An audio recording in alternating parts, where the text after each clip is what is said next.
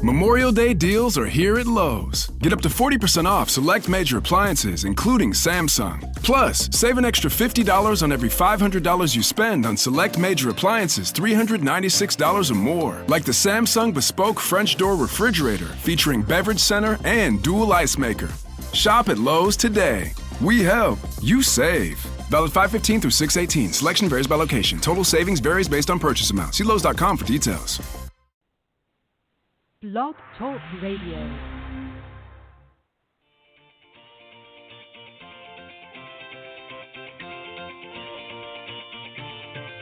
Good evening and welcome to Golf Talk Live. I'm your host, Ted Odorico, broadcasting live every Thursday, 6 to 8 p.m. Central from Panama City Beach, Florida, home of the world's most beautiful beaches. I want to take this opportunity to thank everyone for joining me on my weekly broadcast. Every week, I'll feature some of the best instructors, coaches, authors, and entrepreneurs in the golf business today. I begin with a great discussion on Coach's Corner, followed by an insightful interview with my special guest. So let's get started by introducing tonight's Coach's Corner panel.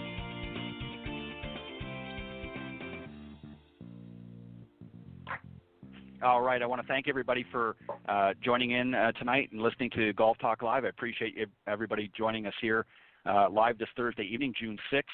Very special day today, of course. Today commemorates the 75th anniversary, of course, of D-Day, which was, of course, the storming of Normandy Beach in France, and very, very special for many of those veterans out there that are still with us, and obviously for many the current generations, we wouldn't be here today if it was not for their bravery. So we want to send out here from Golf Talk Live and all the supporters and out of the show a very special thank you to all of those who served during the Second World War, and others, of course, as well, but particularly for those, we thank you and we honor you today with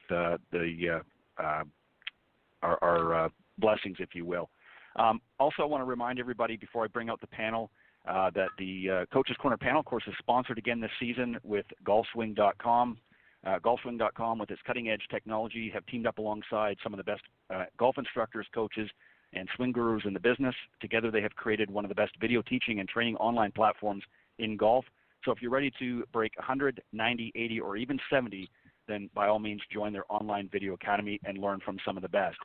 Also, to the Golf Talk Live listeners, they're offering a special promotion this season. Use promo code Golf Talk Live and receive 50% off their annual subscription. So by all means, join. Go after the show, of course. Go to golfswing.com and join up for their online video academy. And as I said, if you enter the promo code at checkout, Golf Talk Live, and you can use capital, lowercase, doesn't matter, you'll get, save 50% off the subscription price. So please do so after the show. Really, I think it's a great platform and some great coaches, including a couple that have been on the show. Also, a little bit later on, my guest, Chris McGinley, is the founder of Strand Sports, Inc. He's going to be joining me. He was actually scheduled last month. I think it was around the 15th or 16th of May, and unfortunately we experienced a power outage literally about 20 minutes before we went on live, and we had to cancel, but he very generously agreed to come back this evening, so I'm squeezing him in after the Coach's Corner panel. So let me introduce the panel, and then we'll get tonight's discussion going. First up, of course, is Bill Abrams, PGA professional and the 2017 and 18 CIPGA Teacher of the Year, also the 2015 IPGA Professional of the Year. He's also the owner-director of instruction of Golf Solutions Academy in Balmoral Woods, Crete, Illinois. And also you can find him in the winter months down at the Grand Palms Resort in Pembroke Pines, Florida. Also joining the panel is Jamie Leno-Zimron, a speaker, instructor, body worker, and consultant, also an Aikido 6th degree black belt. She's also a Class A LPGA teacher professional, a corporate and conference speaker, executive trainer and coach, and speaker for both the Visage International and PEC Canada, which is the executive committee. Rounding out the panel, of course, is Paul Castor. He's one of the country's leading golf coaches. He's a Golf Channel Academy lead coach and was recognized by Golf Digest as one of the best teachers in New Jersey for 2017 and 18. He was also honored by U.S. Kids Golf as one of 2017's top kids 50 teachers. He's also a level 2 certified by TPI, Aimpoint, and K-Motion. And also he serves on a Foresight Sports Advisory Board and the New Jersey PGA's Junior Golf Committee. Guys, welcome, and thank you very much for joining me tonight here on Coach's Corner. Thanks so much for having us, Ted. Thanks, Ted. Not a problem. Not a problem. Boy, I'll tell you, that's a lot to get out every week when I got to do this show. You guys got too many accolades. You got to cut them back or something. Quit going out and doing some great things. Only kidding. All right, guys, what I want to talk about, and I'm going to start in the order that I introduced you tonight, and then we'll go through. Just got really a few questions, but I think there's an opportunity here for some really interesting dialogue.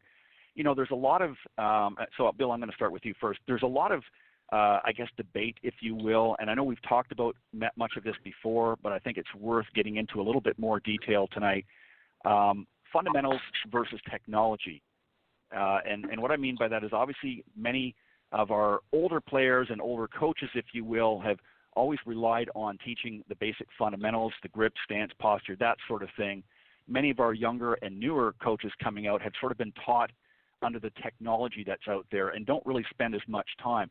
So my question first to you, Bill, is this: the fundamentals versus technology, is a balancing act, if you will, or is it okay to do away with technology? Ted, that's a great question because we've seen so many players get fouled up trying to work with technology too much. The former number one player in the world, some people call him the GOAT, got chasing numbers with a previous instructor, and it absolutely ruined his body and ruined his swing. I think there has to be a good balance of it. And I often say it's very similar to you or I owning an MRI machine. Yeah, we can put a person through it and see all the colors, but we have to be able to apply a very solid prescription to cure the ills. And that's about what I can say about it. I think there's a good blend. There's a place for both. But I think doing them hand in hand and in harmony makes the best solution for the player. I couldn't agree more. And I think, again, as I mentioned in the question, I think it is a bit of a balancing act. Jamie, I know that, you know, a lot of your approach is a very sort of holistic approach to things, not only in instruction but in other areas as well. What are your thoughts as far as, you know, working around, if you will, with players, and again, at any level really, but you know, if we look at it, I'll give you an example. Jack Nicklaus is one who, you know, really focused on the core fundamentals of his golf swing and didn't get into a lot of, obviously technology wasn't as advanced when he was a little bit younger, but really didn't get into all of the gadgetry, if you will. So what are your thoughts as far as the fundamentals and today's technology? Are we relying, or are players relying too much on that? It's such a great question and topic. Thank you for raising it. It's interesting. Just as I was driving a little earlier today, I happened to hear a scientist who was talking about the homing devices, shall we say, built into even the tiniest ant, and there's all kinds of animals and how they navigate. It's really absolutely fascinating. And then the question was, well, do we humans have that natural ability? And the answer is, well, more than most of us know, but we're losing whatever we had because with GPS devices, which is technology, you know, we're losing all of our sense of direction. And so that whole question about, you know, such a dependence on technology. So I think that, you know, it's talking about kind of hand in hand technology and really working with the fundamentals, working with our own natural abilities. We need to be able to sense if we're in alignment. Is our grip correct? Can we see that? Can we feel that? I mean, it's nice to look at, nice to measure a lot of things, but I think it's so important that we retain our own sense of things, because on the golf course, really all you ever have is your own body, mind, and golf club. You don't have technology to rely on. Right. Well said. Pardon me. You know, Paul, I know that you work, as many do out there in the business, work with a lot of kids. You're obviously well versed in working through U.S. Kids Golf, that sort of avenue. When you're working particularly with the juniors, do you find that you get sometimes in a position where you're using more technology just because of their age group? They're more knowledgeable about what's out there and available, or do you try to stick to much of the fundamentals as well? I love this topic. I think this is really interesting, and I think a lot of it boils down to how we learn and what we grew up with learning. And I tend to use a fair amount of tech with kids, depending on what I'm trying to teach them, and that's really one of the core things.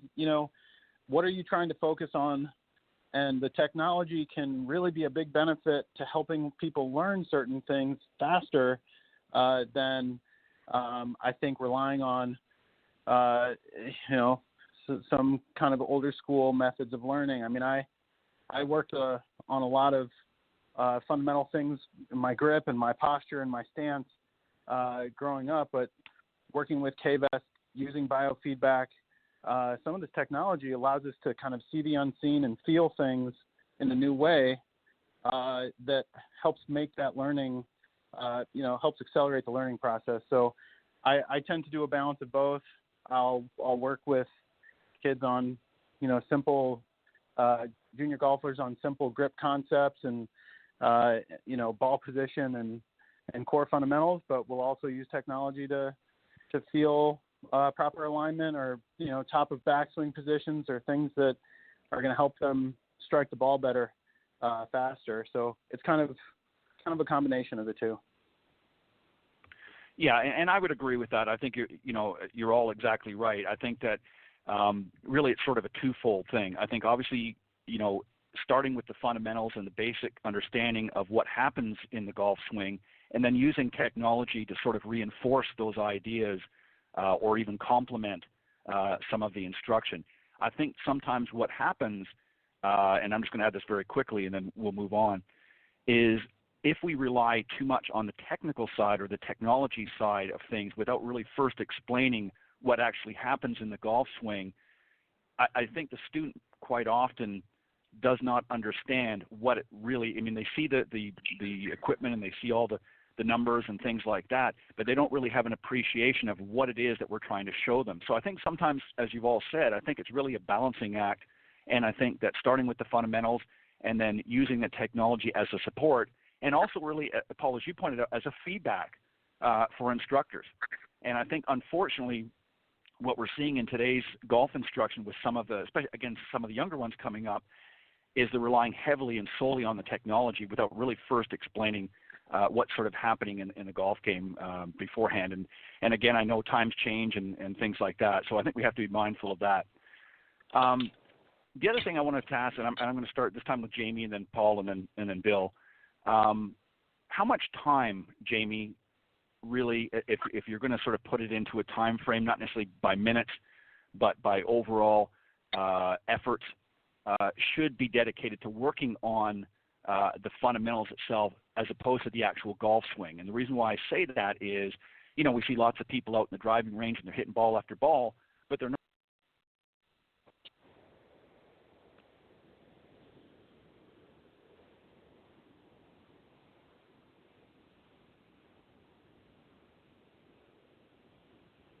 Hello? Ted, you there? Hello? I'm here. Hi, Jamie. Hello? It's Paul. Uh-oh. Did we lose Ted? I think we may have. Should we maybe get off and try calling him back? I know. I'm just I'm thinking maybe we should do that. Well, good that you're still here. At least we know it probably wasn't us, although we also lost Bill, right? Yeah. I'm here. I'm still here. Oh, Bill's good. here. Bill's here. Huh. What do you think? Something. Well, maybe Ted, Jamie, right? try answering the question, and then Ted, and then Paul and I'll dial back in. Okay. Okay. Well, I don't think it's going to help to answer it. First of all, I didn't quite get the whole question. I kind of got it. Okay. But, All right. Should we all try to just dial back in? Yeah, let's try that. Let's do that. Okay. All right. Okay. Bye. Bye-bye. Bye. Bye.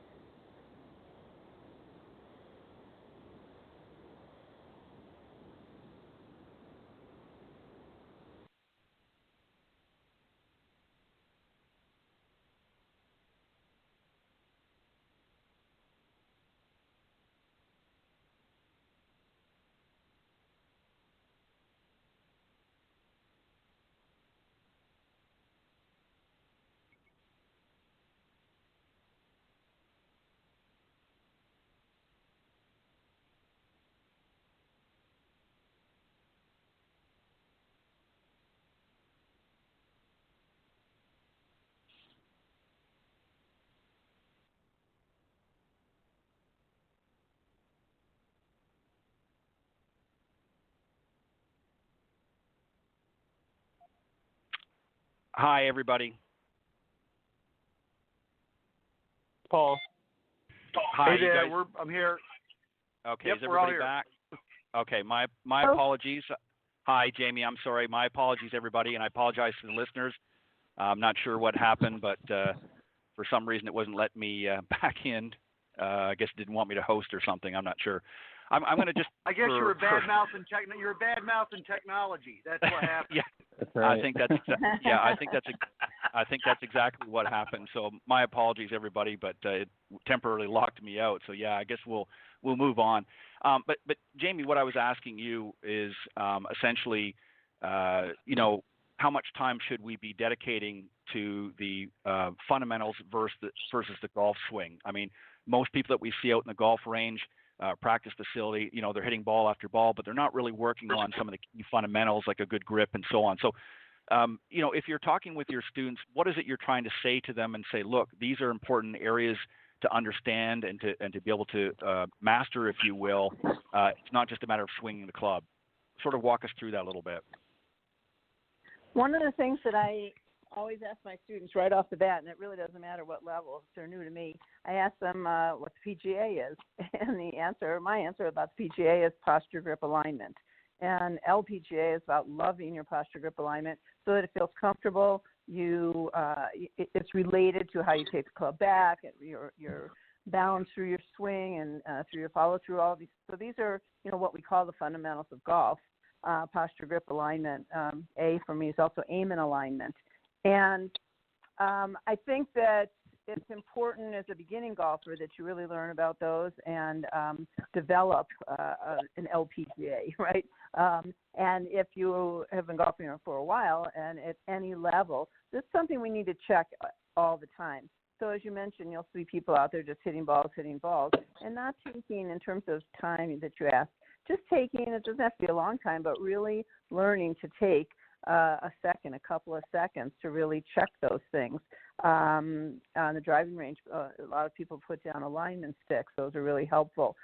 There's a lot of drills that we teach as instructors that work on all of these things, and also grip trainers. So, so many things that we need to emphasize, and I also emphasize that tour players never just get up there and hit a shot.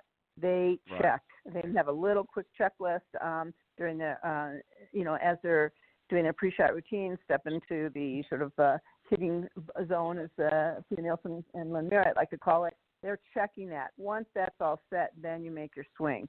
So I think that we need to emphasize the fundamentals in that regard and use technology for that so that people can see what we're talking about. You can have anybody video your swing. You don't necessarily have to be in a lesson. And then internalize your own sense of loving your posture, grip, and alignment with every shot. Perfect. Well said. Again, my apologies for the delay. For those of you just tuning into the broadcast, I was having my own technical issue here, so I apologize, and hopefully you tune back in. Paul, let's talk a little bit, if you wouldn't mind, just to sort of follow up on that question as well. As Jamie pointed out, obviously video is a great component that we use. And that's something that a lot of instructors are using now. Speaking of technology, I'll just give you an example. There's a lot of great online, whether you use Skype or whether you use some other dedicated program to actually communicate with your students. So many students now don't necessarily have to come to your facility or to your golf course for a lesson. They can just do it through Skype, and you can do lessons like that. Is that starting to become a bigger and bigger trend, do you think, particularly with some of the younger, newer golfers out there, or is that just sort of the way of the world is? It's just time constraints and that sort of thing. It's just an easier way to accomplish the same thing. What are your thoughts on that? I think remote coaching is definitely part of the future, and I'm not sure it can completely replace a live in-person lesson. I do a fair amount of it myself, and the feedback that I get from students is that they would prefer to be with me in person. But I think, not to sound at the risk, I don't mean to sound immodest, right? But a live lesson with a teacher who can illustrate things and be right there with you and help you find positions, your posture, your grip, present and live can help a lot. So I think remote coaching is a very nice complement, but I'm not sure it can really replace a good live lesson with a trained professional teacher or coach. Yeah. Right. And I'm kind of, I guess, a little bit on the fence with it because, Bill, I think it is, as Paul and Jamie have talked about, technology is certainly a great thing. And I think that used in moderation, used in the right circumstances. But I often wonder if one of the downfalls or pitfalls of using a lot of this technology is, and again, I don't want to date myself, but going back a number of years, there was more of a direct communication with the coach and with your instructor, and a more of a personal connection.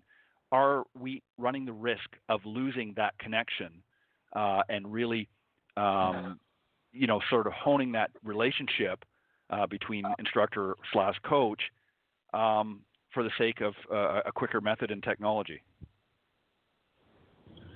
That's something we have to deal with day to day and every day, to be honest with you. Society in general is becoming that way. People look up on WebMD, but the whole thing is, does that replace a doctor? Absolutely not. It will not ever replace a doctor. That personal touch and being able to see the emotions and the pings out of a player and really get to know how they're interpreting information and how you can deliver it to them is great. I've been doing remote coaching for almost 8 years now with my traveling back and forth. And I can tell you, to a person, I do some very good work with it, but it's not the same as being there one-on-one on the range team.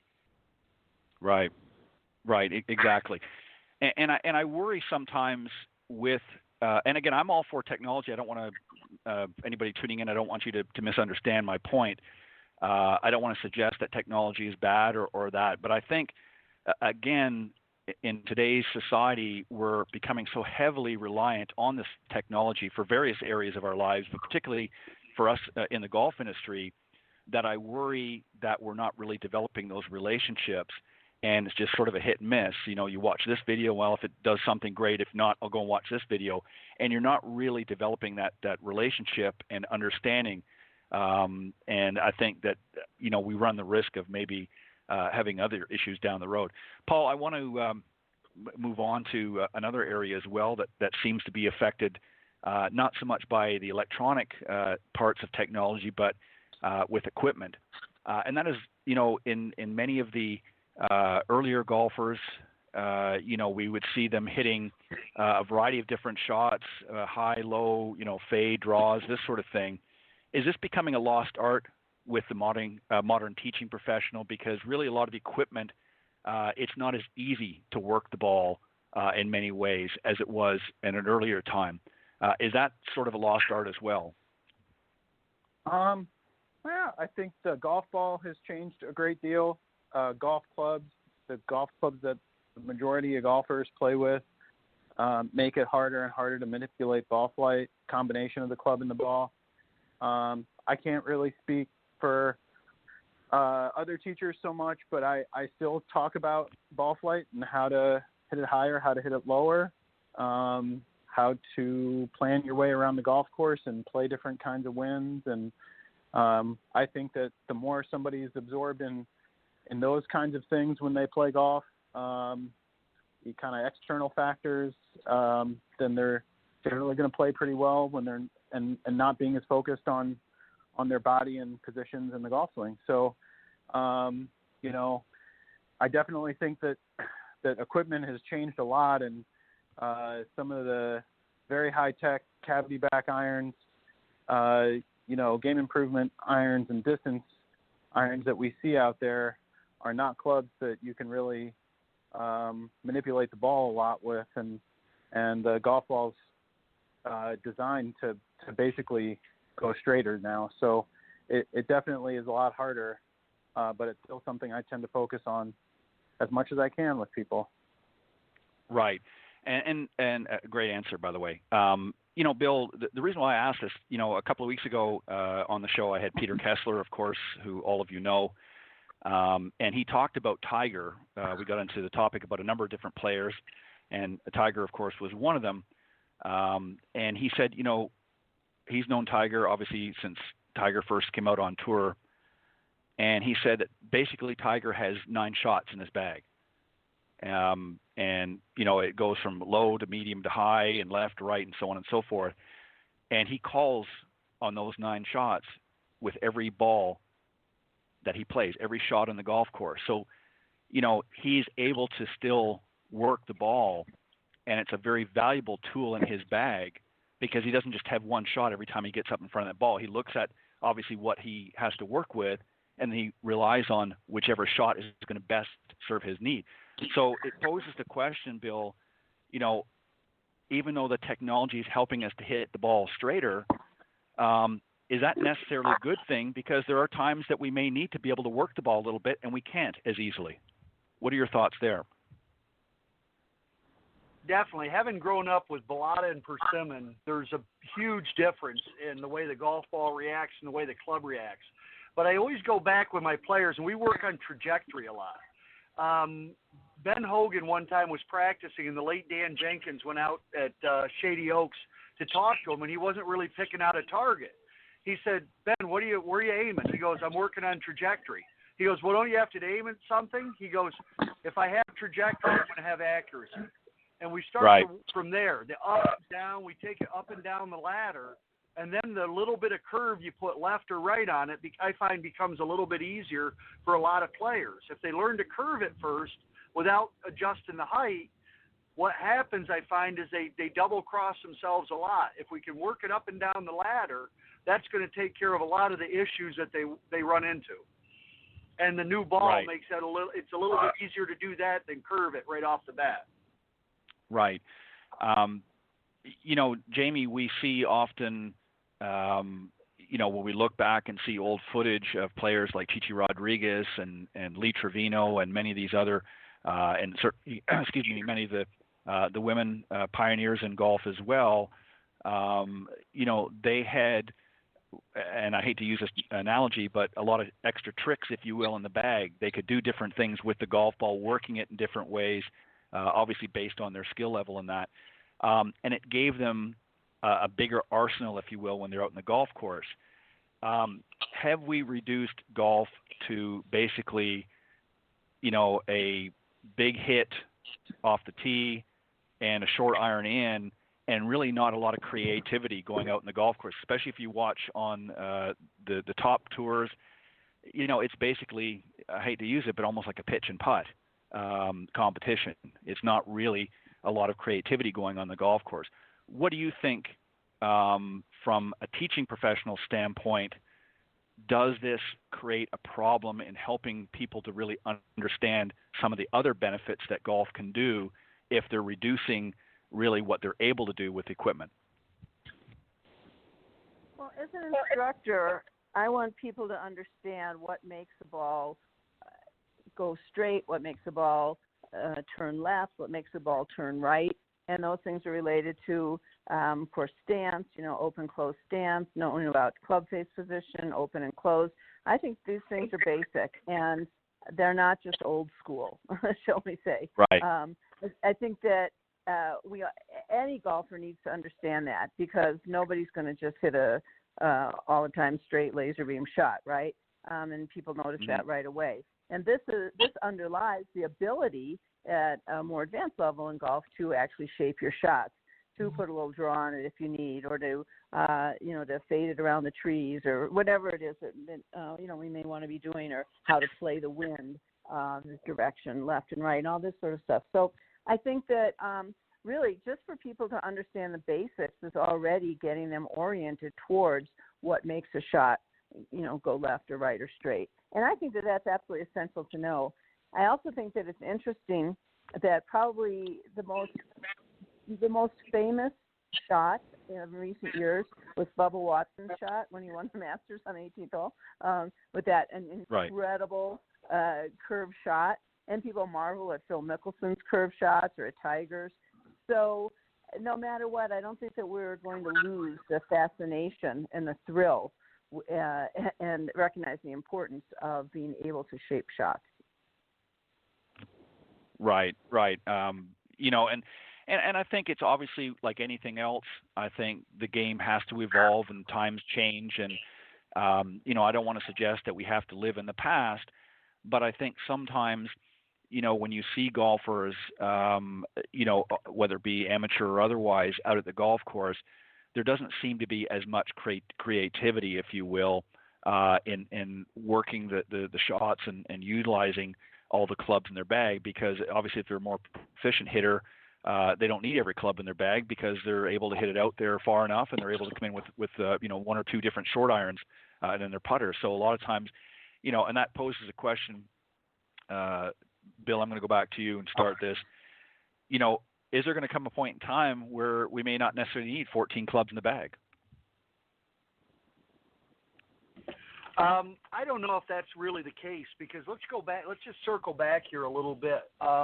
Looking back in the late 60s, early 70s, and even into the 80s, the number of people that could win a major was huge. I mean, you had Floyd, Watson, Trevino, Nicklaus, et al. Now that number seems to be dwindling a little bit. I mean, we've seen Brooks Koepka have a great run. He works the ball.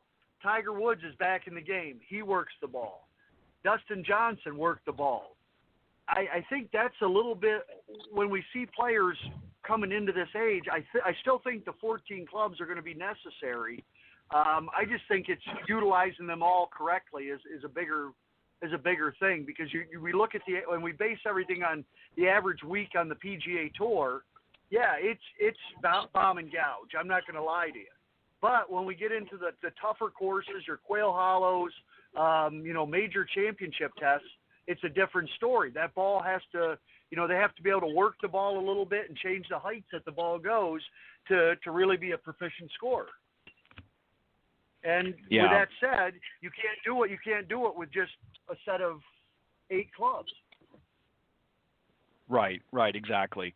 And, I think it goes back to really what I said too is, with a little ingenuity and a little creativity, you can use a multitude of clubs in your bag to do a variety of different things. It's not always necessarily about shaping the shot, but sometimes, needing to hit a little bit lower or hitting a little bit higher requires using a different club and a little bit of creativity with it. And I think, there's still opportunities for that, but the game itself is definitely changing.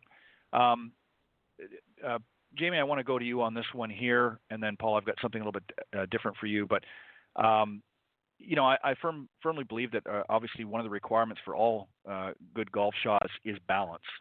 And we've got obviously a full swing balance and short game balance, and they are uniquely different. The setups are slightly different, and there's, in some cases, depending on the types of shot, a little bit of different requirement for balance. Just touch very briefly, if you wouldn't mind, a little bit about how the importance of balance in our golf shots is, and sort of the difference between a full shot balance and a short game balance. When people hear the word balance, I think they just think about maybe not sort of falling back or kicking themselves out of position. But I think it's really important to understand what balance affords and what it affects. So balance affects impact, the impact position of your club when it's making contact with the golf ball. So if you're swaying or lifting or losing your balance or falling backwards or all these things, that directly affects the position of your club face at impact. And so that's going to affect your accuracy, it's going to affect your power, and it's going to affect your consistency. And so when you understand that all of these things that we prize in golf and that you really need with every golf shot and throughout your game, then you start to understand the importance of balance in your golf swing and why it really is so important, because it's affecting everything. And when you're making a big swing and you're dealing with faster club head speeds and, bigger swing arcs, clearly if you're losing your balance somewhere along the way in your swing, that can directly impact in a big way what happens with that shot that you're hitting from that swing. When we're dealing with the short game, as well as not just chip shots and pitch shots, but putting, The same thing. Here there's sort of more, shall we say, finesse and touch accuracy, the distance the ball travels, and that could be on a putt when we talk about controlling speed directly related to balance. Same with a short shot. So the effects are big in big swings, but in the smaller swings, the smaller shots, and just a short putting stroke, losing balance knocks your ball offline so fast, and then all of a sudden you're going like, oh darn, missed that one, roll too far, didn't go enough, chunked it, right, hit it wide, thought I played the break, I didn't, and that's just because it can directly relate back to balance. So I just don't think we can overemphasize enough the importance of balance throughout, from everywhere from a putt to a driver swing. Right. Well said. Thank you. And Paul, I want to finish up with you here and talk a little bit about junior golfers. We're seeing a lot of young kids getting into the game and wanting to really just go out there and have fun and not really get caught up in all of the hoopla, if you will. And the reason why I want to ask you this question is a few weeks ago I had Nicole Weller, who is a great LPGA professional from Savannah, Georgia, on with some of the parents of some of the kids that she works with. She's an LPGA professional in that area. And, she works with a lot of the kids. And part of the discussion, we talked about putting undue pressure on some of these kids to perform, to understand and develop at a faster pace than maybe what they're capable of. As teaching professionals, what is it, in your opinion, do we need to understand and know when working and beginning with a younger student like that? What do we need to start out with, and how do we sort of gauge, other than just asking them, because sometimes they might be a little bit too young, how do we gauge whether or not they're moving a little bit too fast and not really comprehending, or when we have to sort of ease up a little bit? What are your thoughts there? Oh, it's a great question, and very important one. And I think every child's a little different.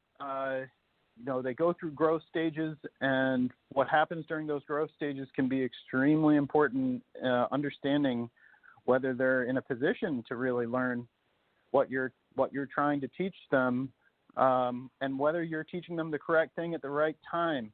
Because there are times when a child's going through a big growth spurt where coordination is going to be challenging, and they're not going to be able to really have a command over their body in the way that they would need to make a technical change, so to speak, in their golf swing. So knowing where children are, knowing when to focus on fun. When you start with a brand new golfer, we're trying to make golf something that's really attractive and enjoyable, and make sure that they associate the golf course and golf lessons with enjoyment and fun, and a positive relationship, and then have all of that kind of feed a passion for the game and a desire to learn, and everything good will kind of flow from that, as long as that remains the focus. But knowing where kids are in their growth stages is extremely important, knowing where they are developmentally,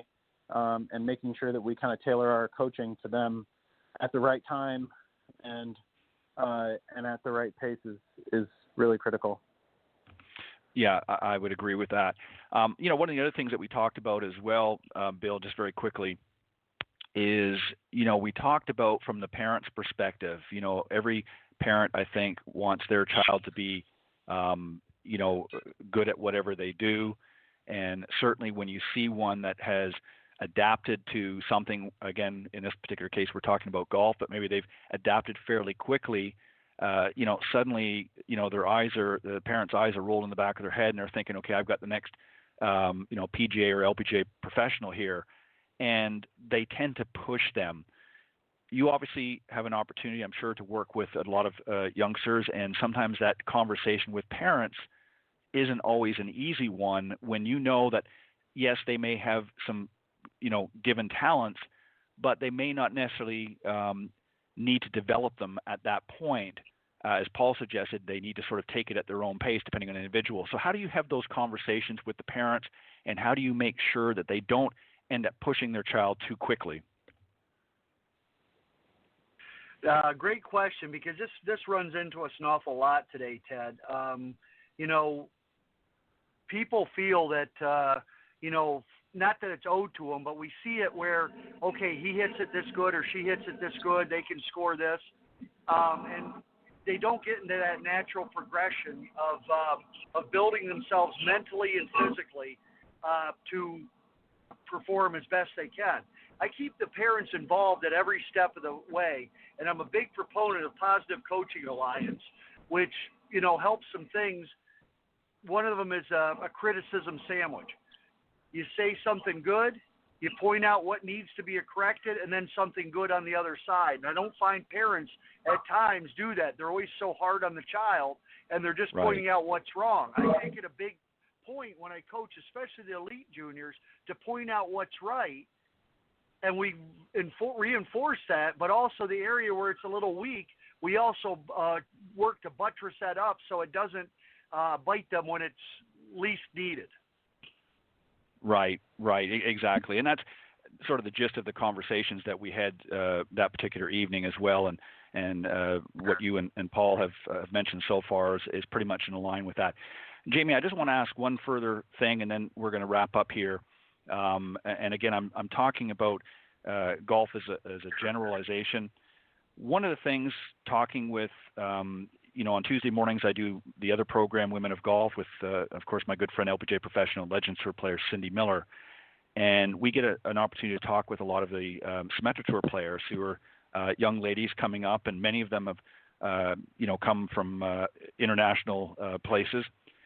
And one of the interesting things in some of the discussions is that many countries now, with the exceptions of the United States, offer a national golf program. And I want to get very quickly, again, your thoughts on this. They're obviously getting a lot of success by utilizing this program, especially in many of the Asian countries and even some of the European countries, Italy and so forth, that are starting to, in Sweden, that are developing these national golf programs. The U.S. does not have, per se, a national golf program. What are your thoughts there, and do you think that's something that the U.S. should consider adopting? That is a great question. And I think in some ways it goes across sports as well. But we'll of course think about our own sport here, golf. I'm not quite sure if, what I would say in terms of, do I think that we should adopt a program like that. I do think that we have a different culture in America, and we all know that, which is much more kind of individually based. And so, rather than having national programs, we also, or in other countries, golf is kind of a developing sport in many of those countries. And so, I think that having national programs has been part of their strategy to get their young players up to speed, if you will, more quickly, and to be competitive and closing that gap through national kinds of programs. I'd really have to give it a lot more thought, and I think it's a great question for discussion. I think there's clearly a lot to be said for national kinds of programs.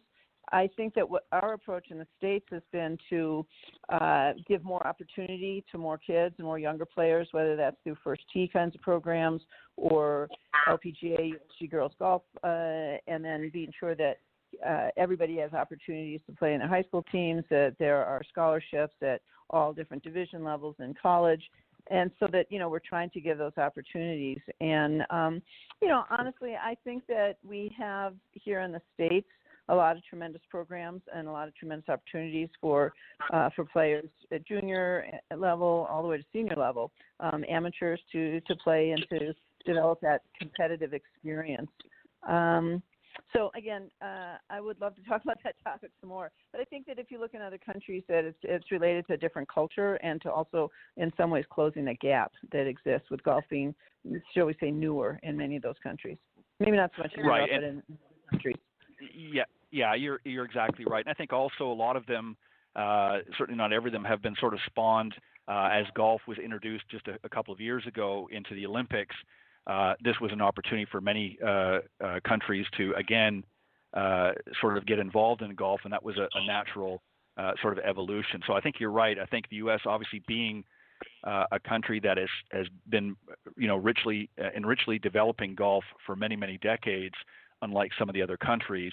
I think you're exactly right. I think they sort of needed an opportunity to, kind of get up to speed a little quicker than going maybe a more traditional route. So I think you're going to see that balance out as time goes on, and whether or not the U.S. adopts something similar, only time will tell. But you're right; it's definitely an interesting topic, and we'll maybe save that in a little more detail as more things unfold. But I want to thank you guys again for jumping in on the show.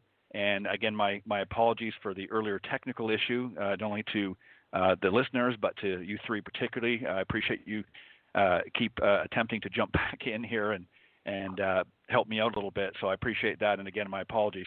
I want to give all of you an opportunity just to very quickly let the folks know if they want to reach out to you, the best way to get in touch with you, and if they have any questions or comments or maybe interested in working with you, how they can go about doing that. So, Bill, I'm going to start with you, Jamie, and then Paul. Thanks again for having us, Ted. Easiest way to get me is my website, BillAbramsGolf.com. All my contact information is there. I'm available for remote lessons as well as in-person lessons. I'll be in Chicago at my Balmoral Woods site through the middle of October, and then back to Florida after that. And I would like to take one moment and throw a little shout out to my guys at Balmoral Woods, our general manager Brian Snell and Derek Klein, for making my life very easy and being able to really engage and help the customers. Very good. Thank you, Bill. And I appreciate having you on as well. Jamie? The best way to reach me as well, I would say, would be through my website, which is kiaigolf.com, KIAI golf.com. Email Jamie, Jamie, at kiaigolf.com. Phone is good, 760-492-GOLF, 4653, and I am responsive to my phone messages. Facebook, I am my personal page, Jamie Leno Zimron. Also, of course, my golf and business page, which is Ki Golf or the Ki Way. So separate Facebook page, LinkedIn. So lots of ways to find me and get in touch with me. And, I offer both remote lessons, and I travel a lot. So it's always good to be in touch with me because I offer lessons and clinics and, where I come in and do other kinds of speaking and teaching engagements. So, accessible in many different ways. Perfect. Thank you as always, Jamie. And finally, Paul, how the best way to reach you as well? Ted, thanks so much for having us. My website also is the best way to reach me, probably, paulcastergolf.com, and my email is paul@paulcastergolf.com. I have an indoor coaching facility here about an hour south of New York City, right next to Red Bank, New Jersey.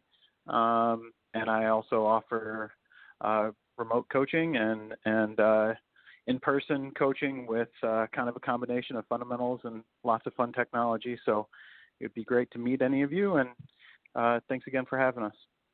I appreciate it. Well, guys, again, thank you. Yeah, thank you very much for joining in tonight on Coach's Corner. As always, you guys do a fantastic job. And again, my apologies for the earlier technical issues. Hopefully we'll have that resolved before the next time. But God bless everybody. Have a great weekend, and I'll see you next time on Coach's Corner. Thanks, guys. Thanks so much, again, Ted. Thanks, everybody. Thank you, Bill. Can't wait till next Take time. care, guys. Bye-bye. Yeah, awesome. Thank you. Bye-bye.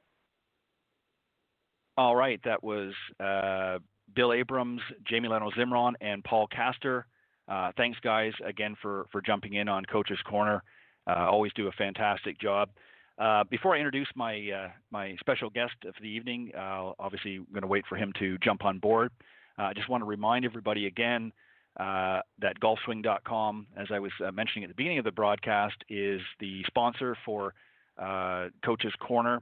And after the show, if you go to golfswing.com and join their subscription-based website, if you enter in the promo code Golf Talk Live at checkout, you will get up to 50% off the subscription price. So a very good savings, and that's obviously exclusively for Golf Talk Live listeners. So again, just go into golfswing.com's website, sign up for their subscription, and you can watch some great video instruction. There's literally thousands of videos on their websites by multiple golf instructors of various areas across the United States and abroad.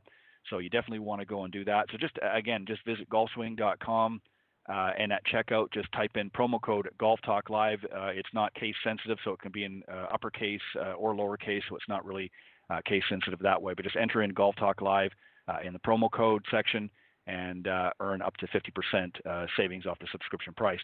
And also, here's a quick little advertisement from golfswing.com. Are you finally ready to improve your golf game? Golfswing.com is changing the way golfers learn online. With the largest collection of golf training programs and drills on the planet, Golfswing.com can help you improve every part of your game. Whether you want to gain more distance, hit it closer, or just sink more putts, Golfswing.com's staff of world-class coaches can help you gain the results you need. Watch unlimited videos on any device from anywhere in the world and start playing better, scoring lower, having more fun, and saving money. Get your fix on demand at golfswing.com. All right, and again, don't forget to visit after the show. Go to golfswing.com and join their online video academy by simply entering promo code Golf Talk Live. You'll get 50% off the subscription price and get your chance to really view some great video instruction. As I mentioned, I've had some of the instructors here on the show. John Decker, of course, who's been a regular on the Coach's Corner panel and also a special guest, is one of the top instructors on there, and he actually also has a signature series on the short game on there as well, so you'll get access to that, and it's really a great series. He's literally put up I think almost 200 videos now on their website just himself, so there's literally thousands of videos up there. So if you're somebody that really likes to view some great instructional videos, again, join the golfswing.com online video academy, enter promo code Golf Talk Live, and get up to 50% savings off the subscription price. So it's definitely a great deal and well worth it. So do that. Make sure you do that after the show. Also, I just want a quick reminder that we are live every Thursday evening here on the blogtalkradio.com network. Golf Talk Live, of course, airs from 6 to 8 p.m. Central. And also on Tuesday mornings, you can also visit the blogtalkradio.com network and just type in Women of Golf.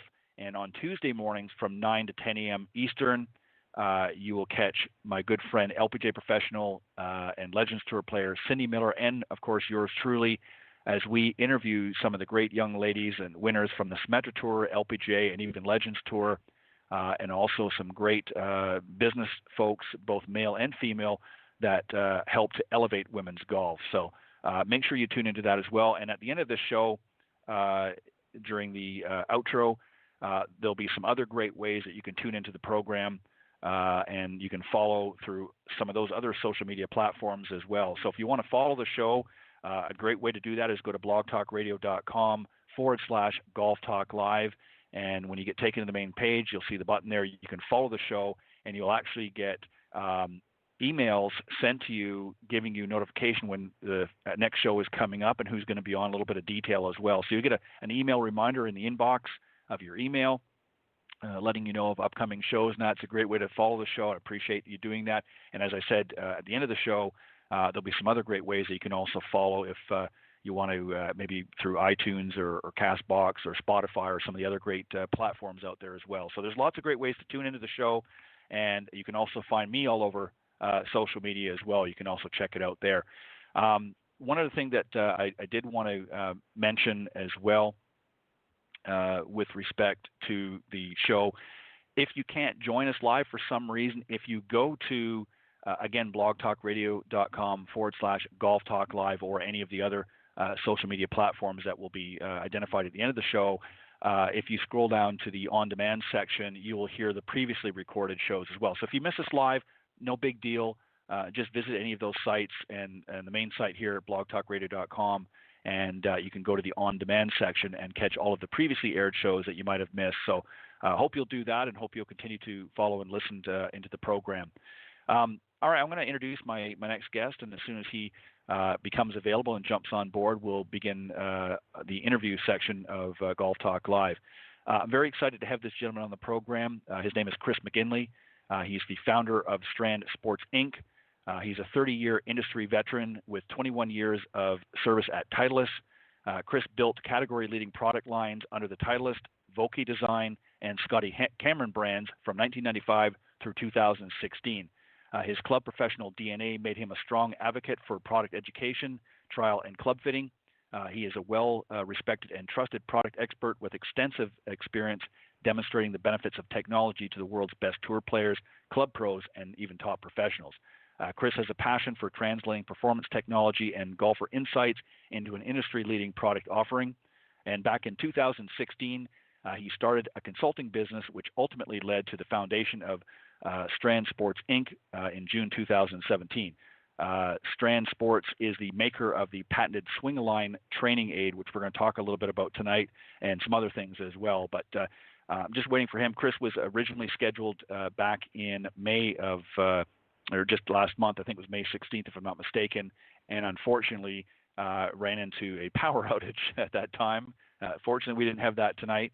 And so I had to reschedule him. So he's going to be joining me here in just a moment. But I appreciate everybody tuning in. And again, thank you for your patience earlier. Hopefully you jumped back on board and were able to continue listening on to the show. As I said, I had a little bit of a technical issue. I got bounced out of my own program. And that just goes to show you that you shouldn't mock technology because it'll sometimes rear its ugly head and bite you in the backside. So my apologies for that, but again, I'm very, very excited to have Chris McGinley join me here in just a moment or two, and I will, of course, bring him on right away as soon as he chimes in. And next week, of course, Cindy Miller will be coming back on the Women of Golf show. She took a break off this past week, and we'll talk about that a little bit as well, and we'll be interviewing the next winner of the latest Symetra Tour event that's going to be going on this week, and we'll have that and probably a great discussion to follow as well. So I hope you'll be able to join us. That's Tuesdays, 9 to 10 a.m. Eastern here on the blogtalkradio.com network. So I hope you can join us next Tuesday. All right, as I mentioned, I've already introduced my special guest this evening, so I'm going to bring him on board and we'll begin tonight's discussion. Good evening, Chris, and welcome to Golf Talk Live. Ted, thank you. Great to be with you tonight.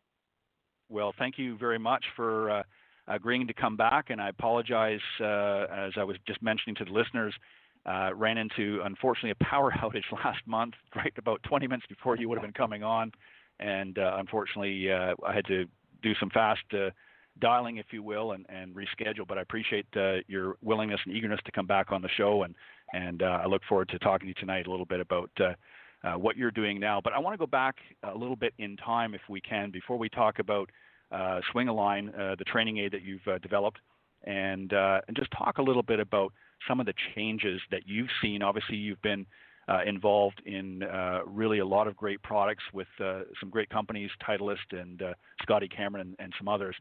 What has really sort of struck you with some of the changes that's gone on?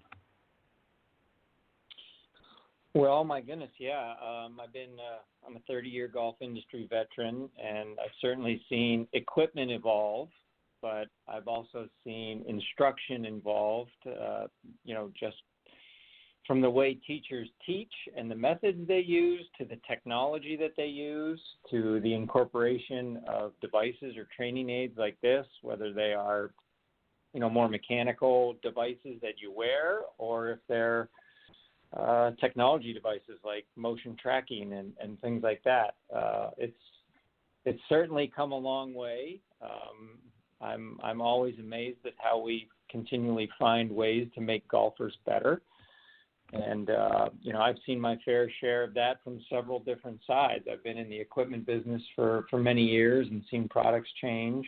I've known a bunch of great instructors, and now having gotten into this project with Swing Align on the swing training aid side. So it's been interesting to see, how the industry kind of has attacked that from many different angles, just trying to find ways to make golfers better and help them enjoy the game more.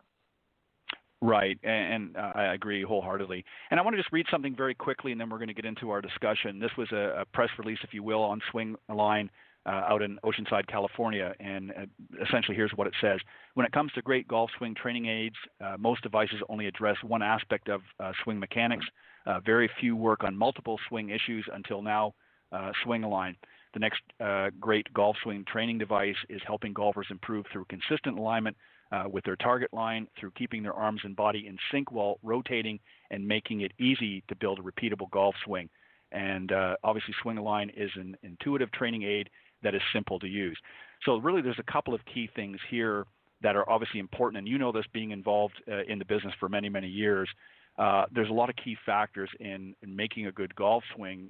Obviously the connection, the body connection, but also the simplicity of being able to learn new things. So let's break it down a little bit. We're going to talk about obviously Swing Line. Let's break it down a little bit and talk about first off aligning the body, because this is something that a lot of amateurs particularly have a big issue with. So how does Swing Line help with some of that issue?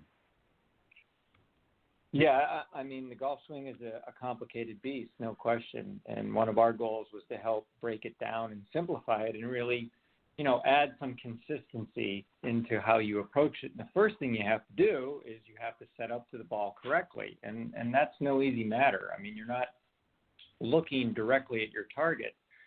You're standing generally at, 90 degrees and looking across your body down your target line. It's very easy to get yourself misaligned. Either you see a lot of golfers, if you stand behind them, that are aligned up either open or closed to their target.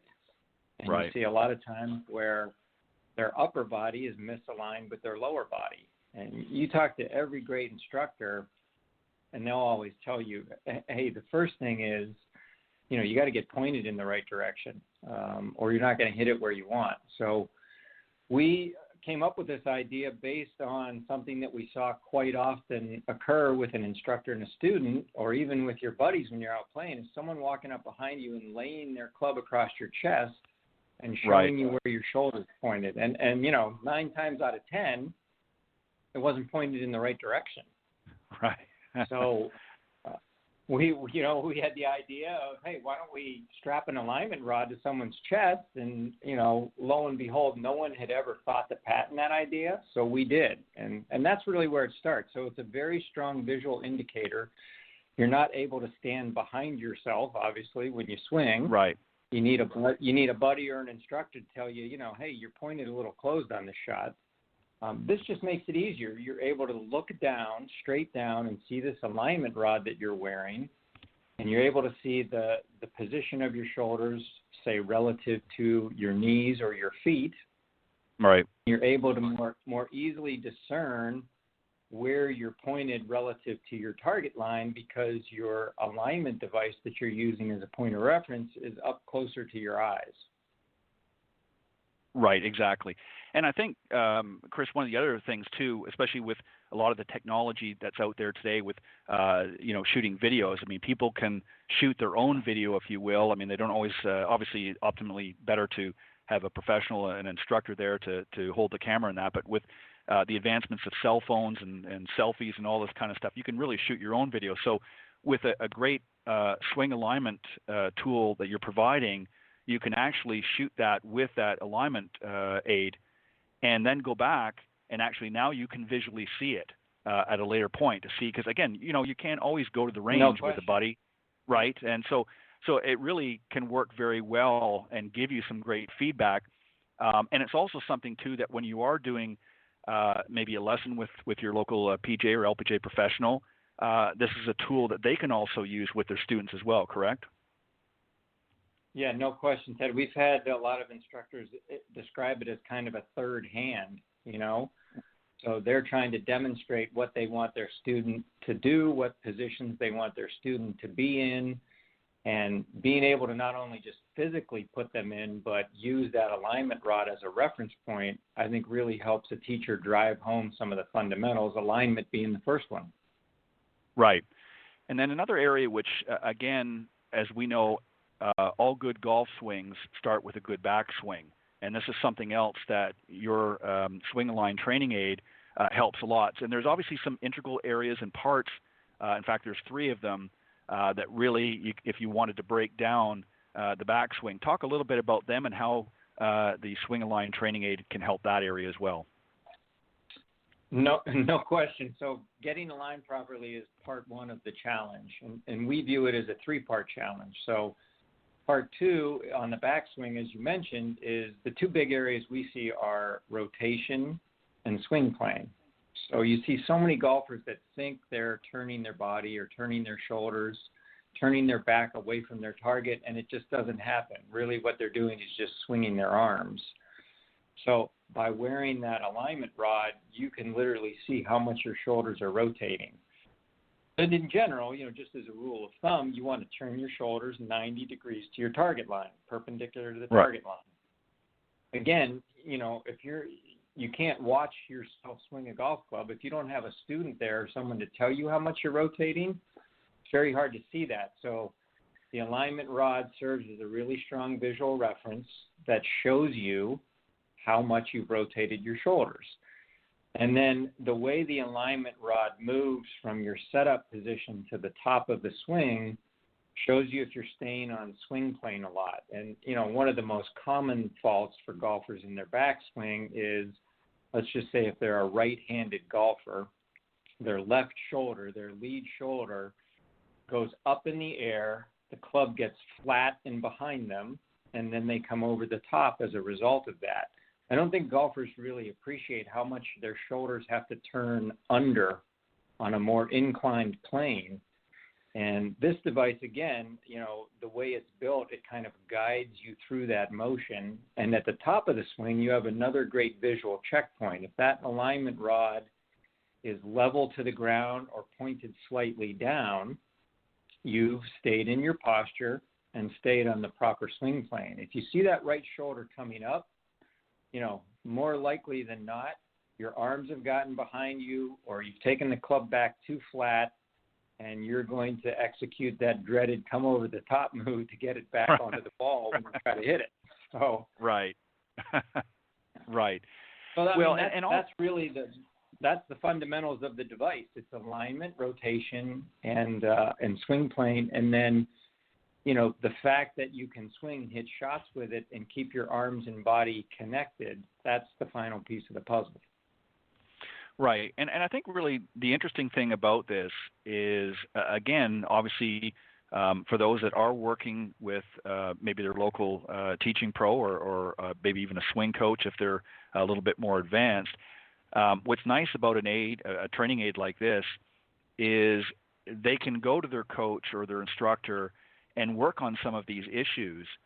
But a lot of times, as you know yourself, being in the business, that once they sort of leave that forum and they're out on their own, they lose those visual guides because there's not somebody there holding said.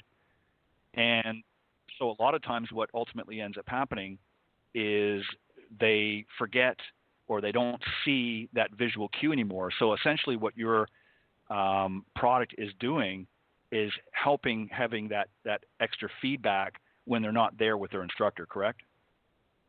Certainly. If you're a golfer that's committed to taking lessons, which I think, no training aid is a substitute for that. We're certainly big fans of PGA golf professionals and going to get lessons.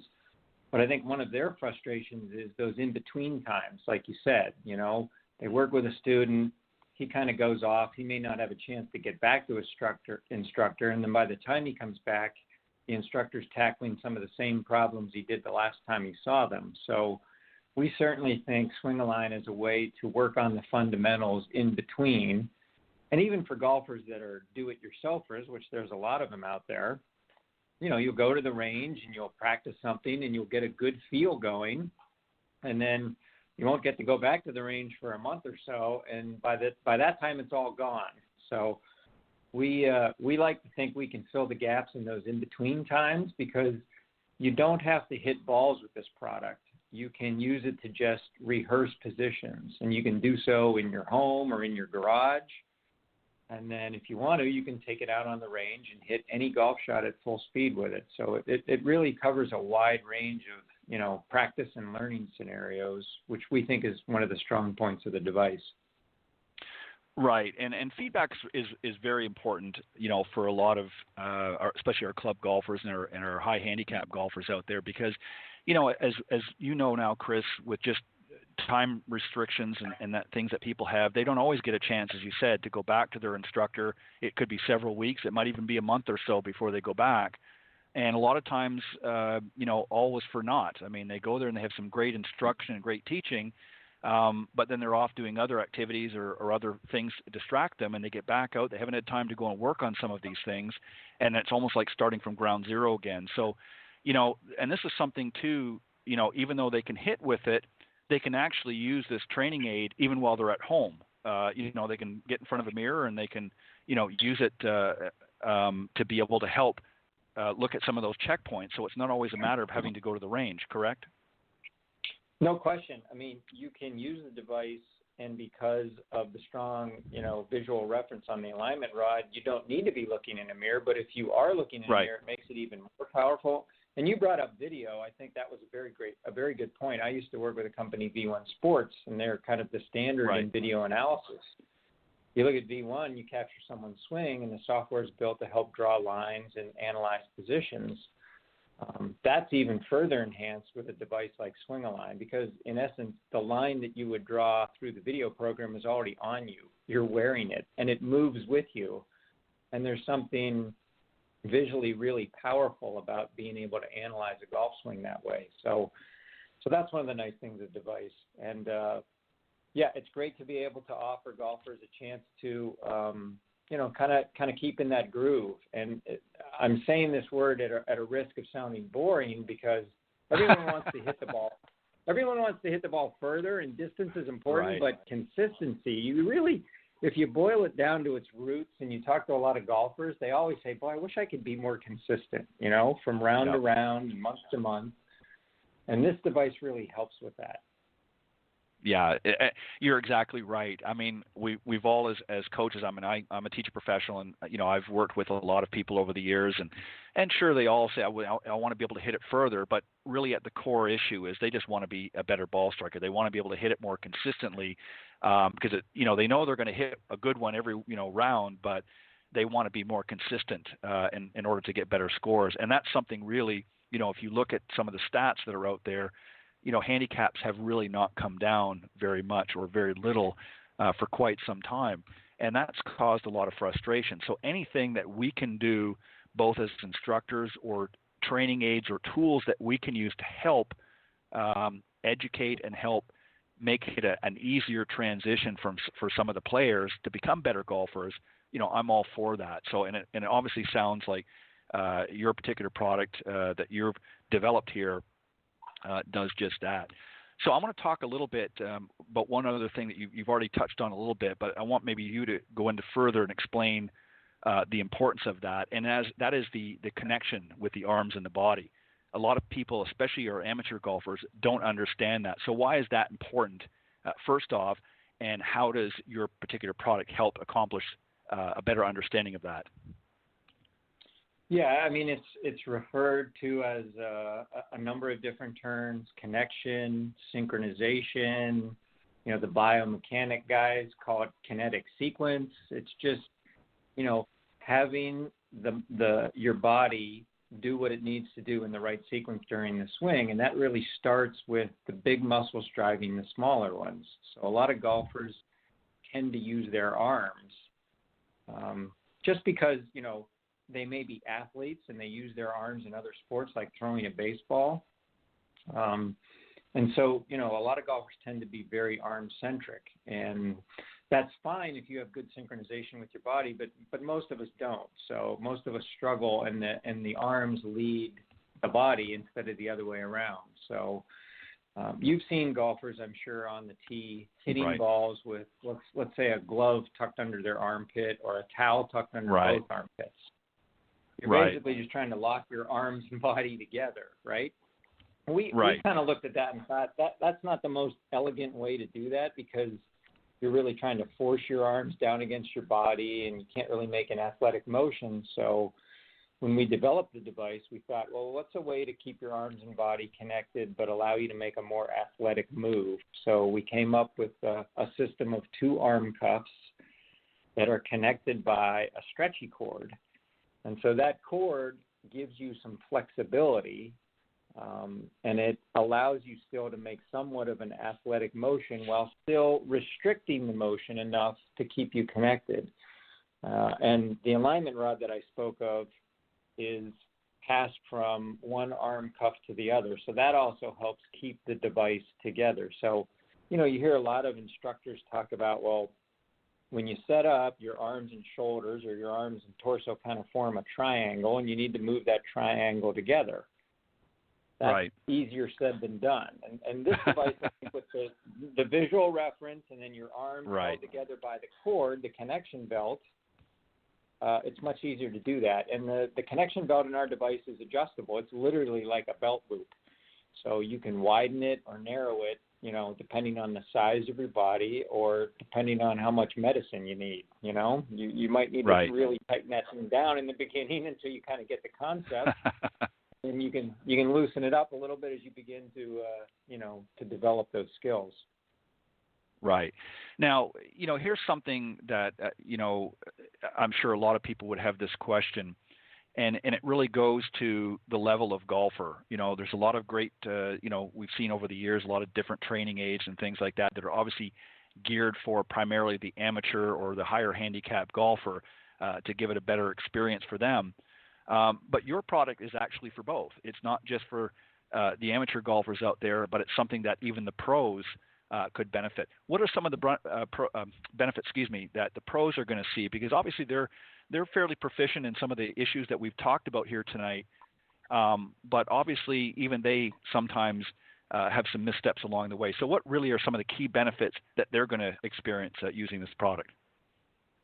Yeah, thank you for bringing that up. It does. I find that better golfers relate to this device really well, and I think it's because it just helps pound in the fundamentals, which is what a better golfer is always trying to do. They're all about consistency, better golfers. Right. And, there's a reason why when you look at a PGA Tour event and you go down the range and you see tour players hitting balls, their instructor is always standing behind them. They're always standing behind them because it's for every golfer, whether you're a tour player or not, it's easy for your alignment to get out of whack.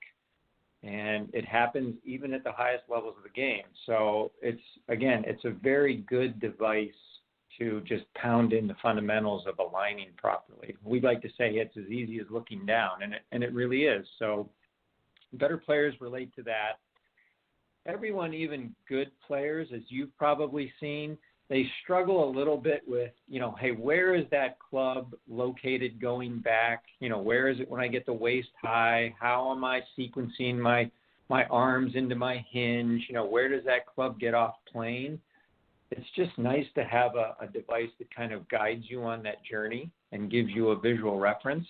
So, again, even better players struggle with swing playing. So some of the fundamentals of this device that work well for amateurs or higher handicaps or beginners also work well for better players. Right, and I think also, and please correct me if I'm wrong, but having the visual cues will also help you with your feel, because once you've identified that you're turning in the proper sequence and the alignment swing aid is now turned in the proper position, then you can now translate that in how it feels, how your body feels at that particular moment. So, using the swing aid for a period of time is going to also help ingrain a proper feel in the proper rotation and so on and so forth. So obviously that's giving an additional benefit as well, correct? No question. I mean, golfers learn visually or they learn by feel. Sometimes both. It certainly helps, as for the golfer to be able to feel what's going on. You listen to tour players talk about their game, and, one of the things that they say is, my feel or my feels are really good right now. I've got a really good feeling for where the club is. So the more that you can ingrain that, via some practice and rehearsal, some people call it muscle memory. Right. Just ingraining that good feel, and now it's kind of combined with the visual of knowing you're in the right position. So when you combine those two, we find it to be very helpful. So it does. It uses is what we call visual memory and muscle memory, which is cool. Right, exactly. And I think any time that you can provide something that hits many of those areas, that's going to create a big benefit, for your golfers out there, and also, as we mentioned, for the instructors as well. I mean, they're always looking for ways of articulating that information, because sometimes, just telling somebody what to do or how to do it. Again, as you mentioned, some people are very visual, and some people need to feel that. And so just sort of, giving them the spiel, if you will, doesn't always necessarily make it so, especially if they're a newer golfer or a more novice golfer. So having those visual cues and then ultimately translating into a feel, if you will, is going to give them a bigger benefit, and certainly going to help the instructor down the road as well. Yeah, no question. I mean, we wanted to utilize both, and we wanted a device that was versatile enough that you could rehearse some different things, whether you're struggling with alignment or rotation or staying on swing plane. We've found that to be very important, and that was really one of the goals we had is, we wanted to make a versatile device that was fairly simple to use and fairly straightforward, and yet provided a lot of feedback to the golfer. And even feedback to the golf pro, like you said. A lot of golf pros utilize devices in their teaching to help either drive home a visual position or drive home some of the feel that they're trying to teach that golfer. Right. And exactly right. And that's a big plus for any teaching pro that's out there, and again, for their students as well, is anything that we can utilize or use that's going to help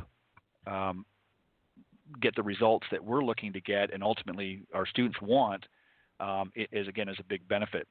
So take me back a little bit, because, as we mentioned at the top of the segment, that, obviously you come from a pretty extensive background in the golf business. Obviously a lot of it is with the equipment, developing a lot of different brands and so forth.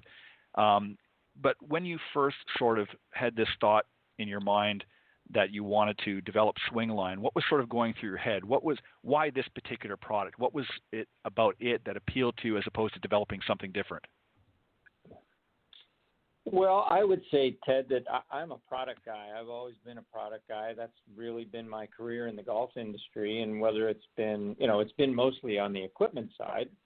Right. And I spent 21 years at Titleist and, was able to be involved with a lot of great equipment launches, including Cameron Product and Bob Vokey, and work with some incredibly talented people.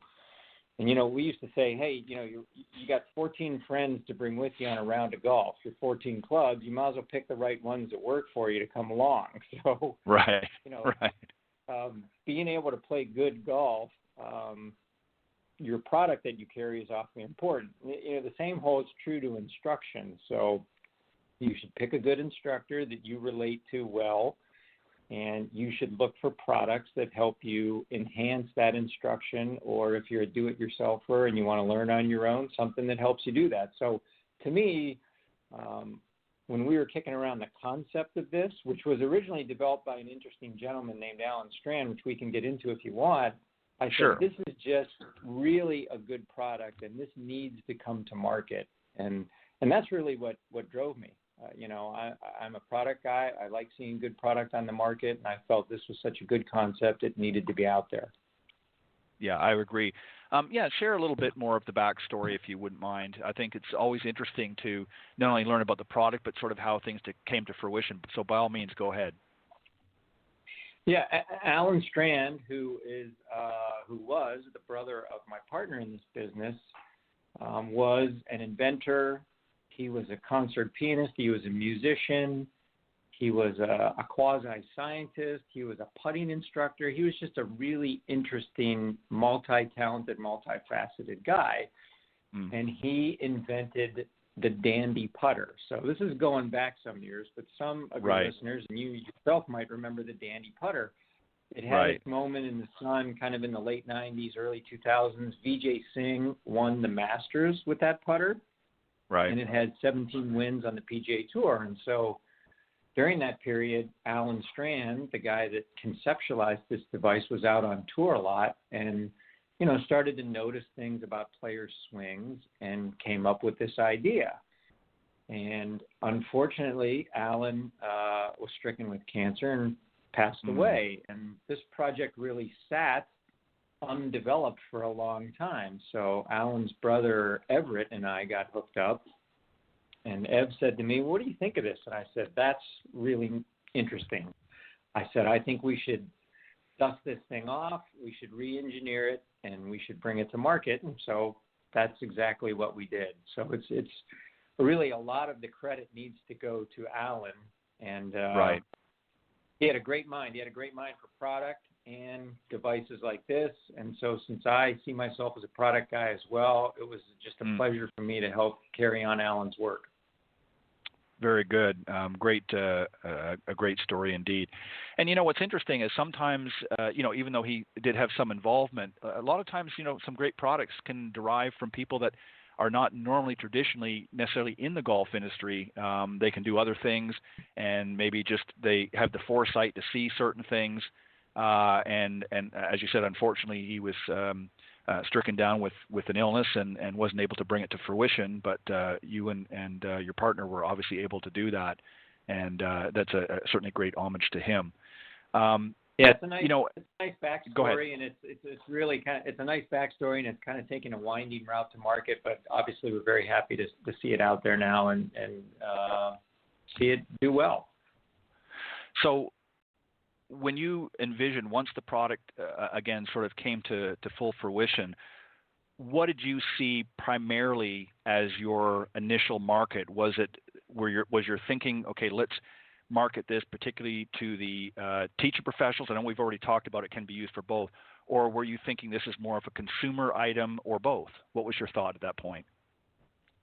Yeah, I mean, really because of my background, I worked in a golf shop. I was an assistant pro, so I do have some club pro DNA. I was able to work with and work for a bunch of great teachers. I was never an instructor myself, but right. I was around it.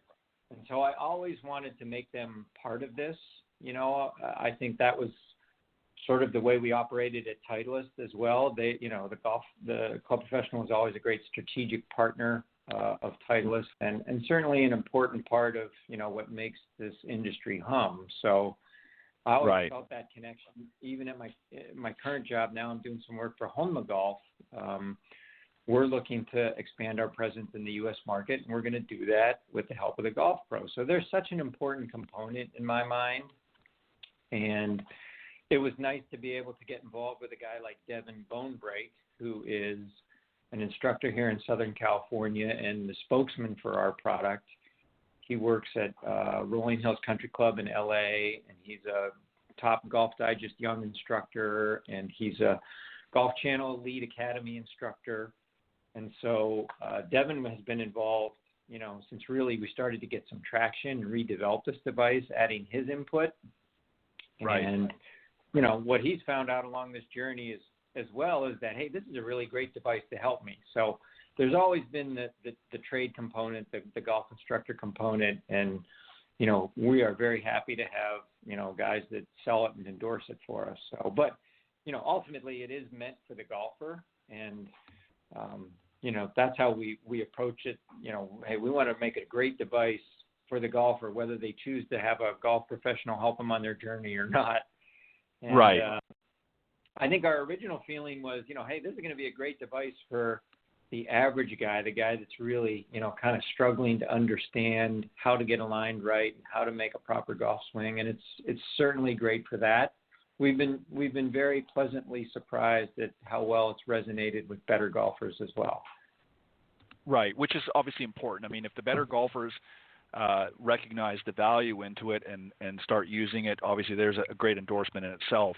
Obviously, as I mentioned earlier, there's a lot of great training aids out there that many instructors are using, but that's a different thing. But when you start getting, top players and things like that are using, something like your product, then that's even a further endorsement for some of the amateurs that say, hey, so-and-so is using it, and they're obviously getting benefits of it, so now they want to do it. So let me ask you, when was the product officially launched, and are you planning, or have you taken it down to the merchandising show in Orlando, or what are your thoughts there? We did. We were at the merchandising show. We didn't have a booth. but we had set up some appointments with some golf professionals down there to talk to and to show it around to some key industry folks and get some feedback. And that was part of the launch plan. So we got some nice feedback there right before we launched, and we launched really in late March. Okay. So just ahead of the golf season, although there's some places in the country that haven't got to experience the golf season yet. The weather's been so bad. But yeah, we've been out in the market a couple months now, and we market primarily through our website, direct to golfers, swingtrainer.com. Right. So we're very easy to find. We do have some strategic partners that we're going to be engaging. We're doing some things with the Golf Channel and Revolution Golf. Okay. And the Revolution Golf audience is a great audience that just, has got a bunch of enthusiastic golfers that like to get better, whether it's through video instruction or training devices. So, we're going to look for those kind of alignments to help us. And, hey, this, it ain't an easy game. No. No. Everybody needs help, whether you're one of the best tour players in the world or just getting started. So we're just happy to be part of that process. Well, and it's not an easy game really for both sides. It's not easy, obviously, for many of the players out there, especially, again, our high handicappers, and even for the coaches, because the game is always evolving.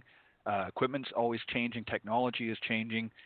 And, it's a constant having to sort of reinvent yourself, even as an instructor or coach, because, again, as more information is being expelled into the market, you have to start to rethink. You've got biomechanics and all these other things that have sort of come to light in the last, more recent years. So people are looking at the golf game a little bit differently than maybe what they did 20, 30, or even 40 years ago. So, it's always, and I'm sure, again, you've seen it in the equipment side of things, just with the evolution of equipment. So lots of changes going. Yeah, and I'm sure there's going to be.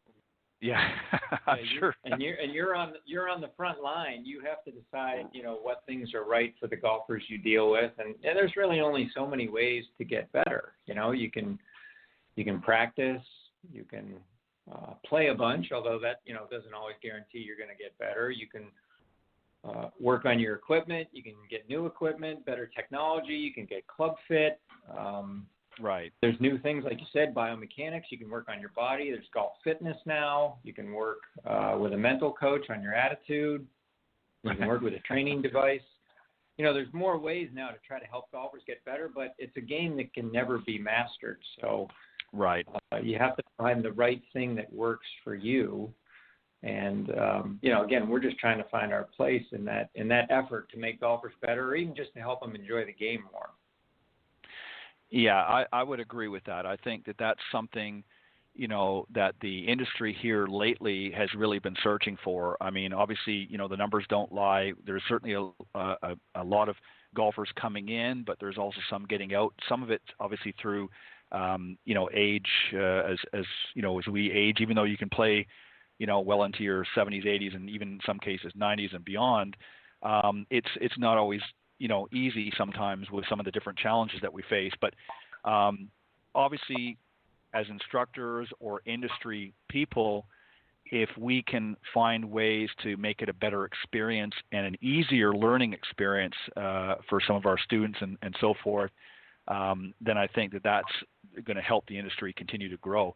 And obviously, you wanted to create something that was going to be able to give enough feedback and simplified feedback. One of the criticisms that I have with some of the newer technology, it's great from the coach's perspective, but it can be very confusing for students if they get too wrapped up into it with the numbers and, what does this mean? What's that mean? So obviously, I'm sure some of the thought in sort of developing or taking this product that was already, somewhat developed and getting it out onto market, you wanted to make sure that it was going to give key information that was going to be of value to the students and obviously coaches, but that was going to be simple enough that anybody could put it on or use it without having to really put a lot of thought, correct? Yeah, we wanted to make a well-designed, well-engineered device that was relatively simple in terms of how you interpreted it. It's visual, it's feel. There's really nothing more than that. It's not a digital device. You're not collecting data. Right. You're not having to analyze body positions. You're not having to analyze shot data, launch data, fall speed, launch angle, spin, and a myriad of number of other things that, these devices collect these days. I agree with you. It's a lot to sort through. And, I think that's where your role comes in, is sort of, consultant and you have to guide people through that forest, which is sometimes challenging. So, some guys are technology junkies. Right. They love that stuff. Right. They want to know what their launch monitor numbers are. And that certainly has opened up a whole new avenue. I'm working with Honma Golf, like I said, and we've got Justin Rose, and Justin is such a meticulous, detailed player. He doesn't hit a golf shot without a launch monitor on.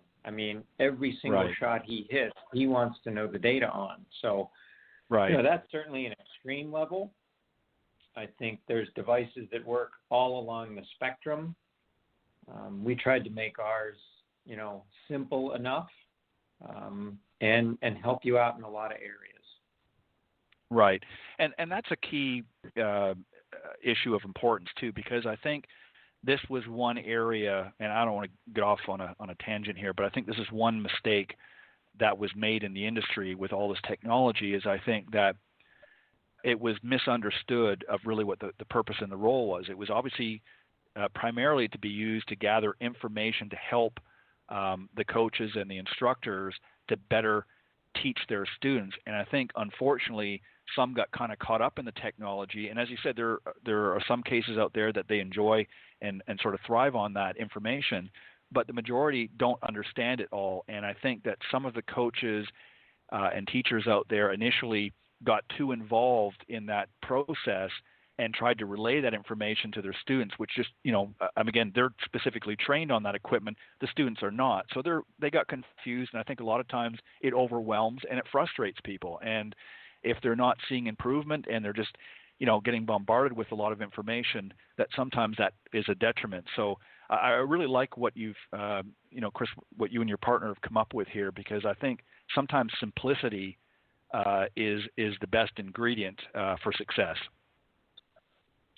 Yeah, thank you. I agree. Some of the modern technologies are a bit overwhelming and too much for a golfer to understand, or more importantly, misunderstand and start doing the wrong things, trying to be a slave to what they think are the right numbers. There's a real danger in that. We wanted to make a device that was physical, wearable, visual, helped you with feel. There's a lot of technology out there, but sometimes, a good old-fashioned device that helps you get in the right position is a good companion to have. And in a lot of cases, a golf professional would do that. You go and see him, and he's kind of, he's helping you set up properly and get your body in the right position, whether that's your spine tilt or your rotation or your plane. We wanted to make a device along those lines.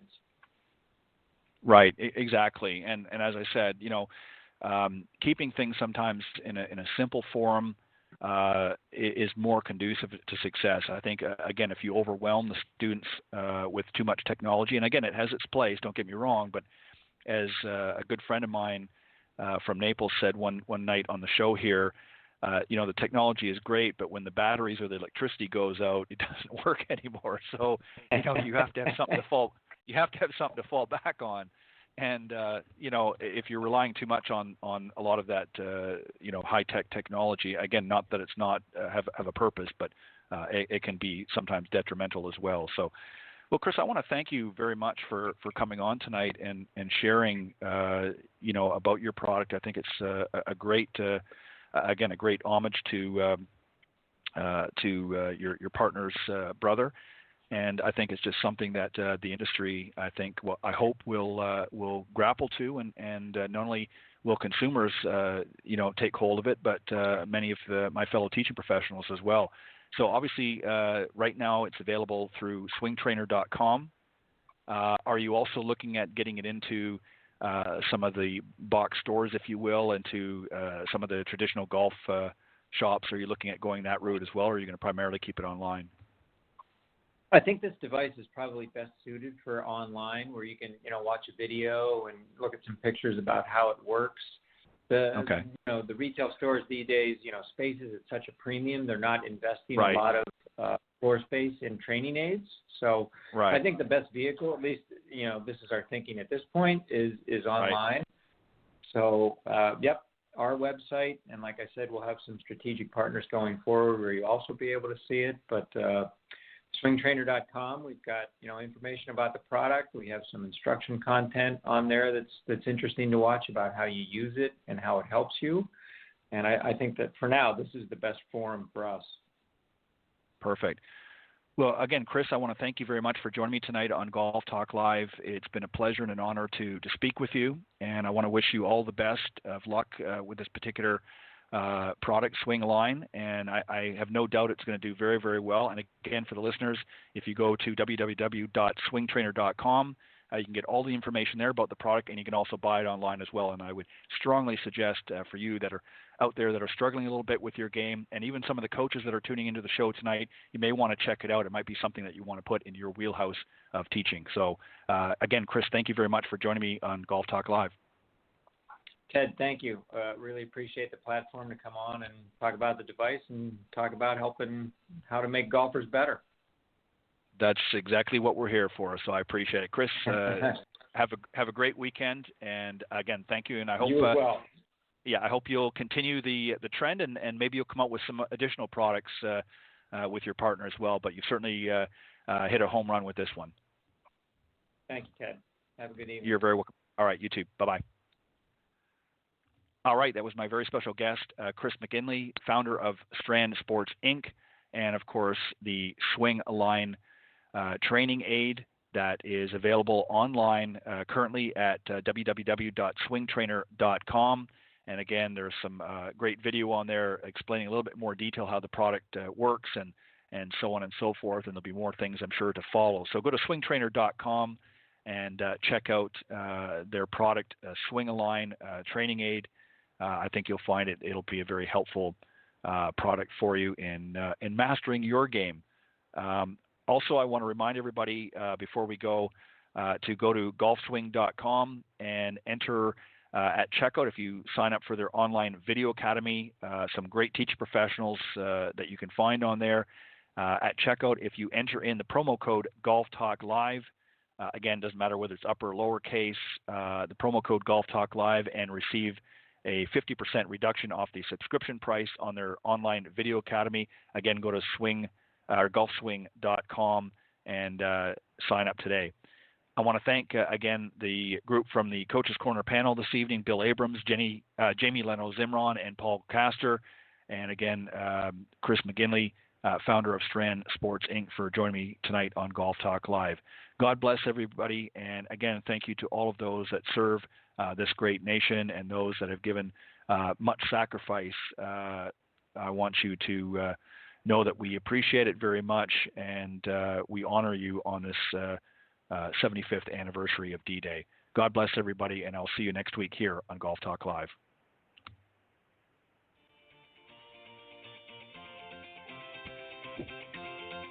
Thanks for listening to this evening's broadcast of Golf Talk Live. Remember to tune in each week at blogtalkradio.com/Golf Talk Live. If you can't join us live, check out the on-demand section for previously aired broadcasts, or listen on any of the following social media platforms: iTunes, Stitcher, TuneIn, CastBox, TalkStream Live, and of course, Spotify. To get updates on future shows and upcoming guests, be sure to visit the show's Facebook page, Golf Talk Live Blog. You can also follow me on Twitter at Ted and Buck CEO. Remember to join me live each week for another great broadcast of Golf Talk Live. See you next time. This has been a production of the iGolf Sports Network.